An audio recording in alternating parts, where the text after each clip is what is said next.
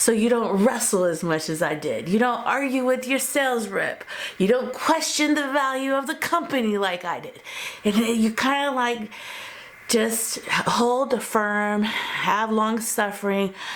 Just, I know it's hard, but, and I'm not saying it was easy for me, but I am going to say that whatever laser you are waiting for, it is worth the wait.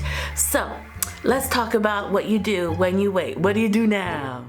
What do you do now? And I'm gonna share with you what you should do with that time, because waiting is frustrated. I had to wait 6 months for her. This laser was the one I originally purchased. I had to wait 11 months before I got her. And I understand that it's frustrating and it's hard, but your laser's coming from China. It's coming from China, so no matter what company you go to, you're gonna have to wait a little bit of time before you can get the laser. This is not a time to complain and murmur, because I did. I complained and murmured and struggled in the decision of making it, like, oh my God, did I mess up? Did I make the wrong decisions? You can kind of get in your head, you know what I mean? You could wrestle in your living soul about, like, did I make the right decision in putting down half the money for a laser that I don't have yet? This is the time you need to get ready for it to come, for your blessing to show up at your doorstep. So this is what I did, and I'm going to share with you what you should do, okay? What you do now is you stalk every content creator, every TikTok person that has a laser. It doesn't matter if they're Thunder, Aeon, Boss, whatever they are, start stalking them and find out what products they think are the best in the market. Go on different Facebook groups, listen to the community that you're now entering in. Listen to them, because they have something to share that you are going to need, and it will help you learn from their mistakes and learn from their successes.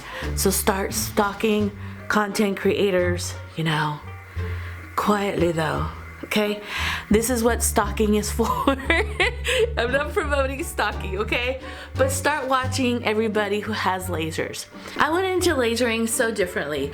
I went with my own plan, but then I started finding out there's a whole new world out there that I didn't know about. So we're gonna talk about products, okay? This is the product feed.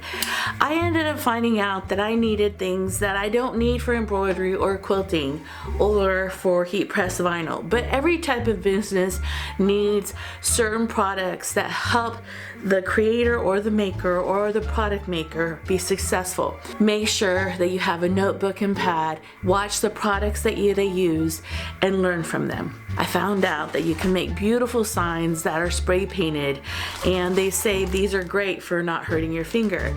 I also learned that I needed a mask, like respirating mask for the fumes for plexiglass, because that's what I was gonna cut mainly. One for this and one for a ruler that I need randomly here and there. High school lockers. You could buy this at a mechanic place. I have the same setup here. I need another one here. So when I'm working on one laser to another, it has its own set of picks and magnets, but I need to get a magnet tray for up here. And apparently this is popular in the laser community, so I went and I purchased a whole set of them, and I did that this year. I've had my laser already for a year. You're gonna do a lot of signs and woodwork. You need to get yourself sandpaper and sanders. Recommend you get containers. This really helps you organize when you're working with materials to separate what's good, what's not good. I also have extra filters for my masks, and I did end up buying things like, I bought these at Amazon. I want to learn how to laser them. I purchased these before I even had the laser, and I still haven't used them, but they're available for me to play and test.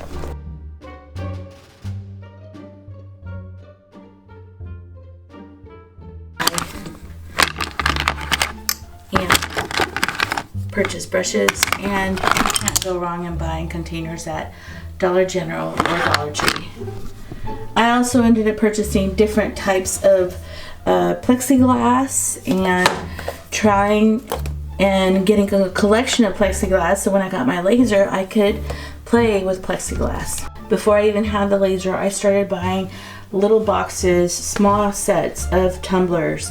And now I have a collection of tumblers so I could now sell them. Start buying a little bit here and a little bit there so that when you do have your laser, you're kind of prepared for it. What I want you to do next is get yourself a binder or whatever you need to be able to put your information on.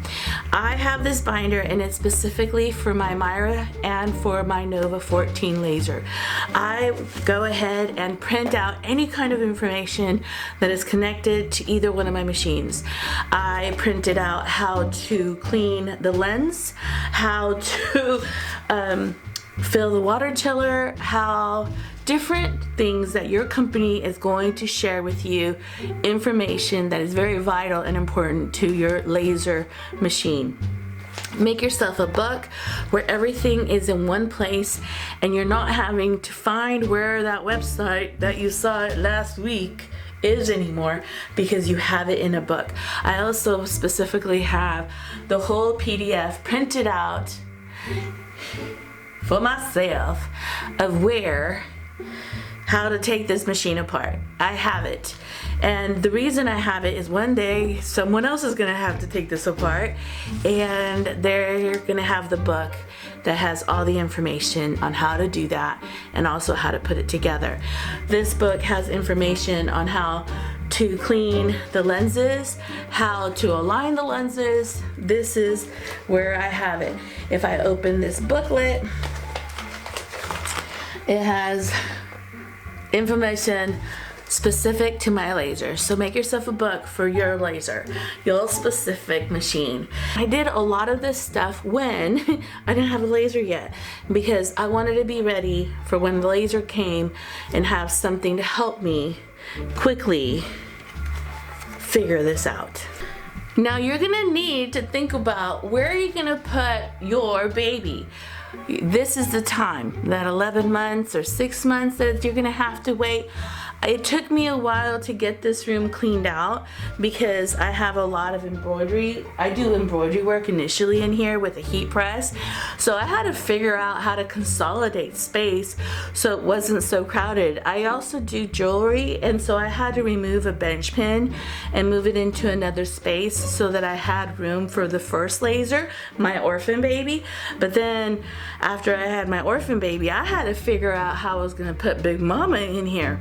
And so it took me some time. Take time to plan out how you're gonna put it in the space, where you're gonna put it. This is the time to do it. Don't do it the day you get your laser and start planning that out. Have that in mind already in the months as you wait. Another thing, while you're planning for the space, you also need to start planning for someone to move the laser. If they're moving it upstairs or downstairs or into a space, you need to consider, like I had to have a crane to move my laser from the front of the house to the very back of the house. Thank God my husband's a heavy equipment mechanic because he craned it all the way to my backyard. Big Mama, this Big Mama took like 7 people, 3 people to take it apart, me and my son and another friend to keep us organized. And it took us like 8 people to move her piece by piece into this space. So you may need to hire movers. You may need to hire a crane lifter to move your machine in the space that you want it in. You're also gonna have to set up the room so that it could fit in this space.